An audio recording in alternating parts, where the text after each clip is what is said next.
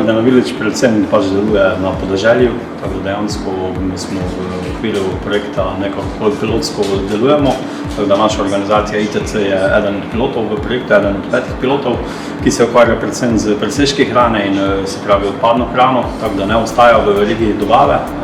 in predvsem tu je pomembno, da sodelujemo z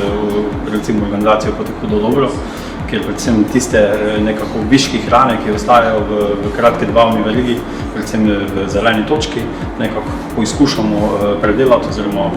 nekako poizkušamo predelati v nove produkte, ki so potem v nadaljevanju spet uporabljeni ali v kratki dobavni verigi ali pa v produktih Hudo Dobro. Tako da dejansko je to neka glavni cilj projekta. Skupina Hudo Dobro že od samega začetka zasleduje temelje trajnostne pridelave in predelave sadja in zelenjave.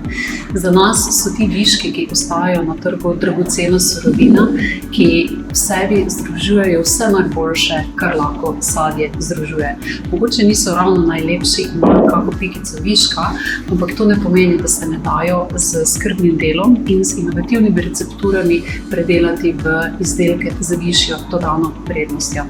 Naš cilj je, da se skozi ročno delo invalidov ti izdelki postavijo na police kot nekaj premium, kot tisto, kar je boljše od ostalega, saj smo v to vključili bistveno več energije in strasti, kot pa bi mogoče v katerekoli druge izdelke.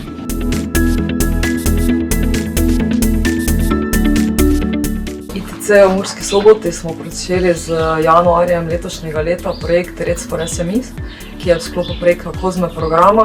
V njem želimo seveda analizirati stanje z energetsko učinkovitostjo kmetijskih subjektov v Pomurju in z pomočjo mehanizmov v sklopu projekta bomo dodelili v bistvu 3x po 20.000 evrov za obnovljive vire energije za 3 energetske skupnosti, ki jih želimo v obdobju 2 let oblikovati v Pomurju. Prav gotovo bo to en premik, da razmišljamo seveda v smeri trajnosti tudi na področju energetske učinkovitosti in da primere dobre prakse prenašamo tudi druga okolja v Sloveniji.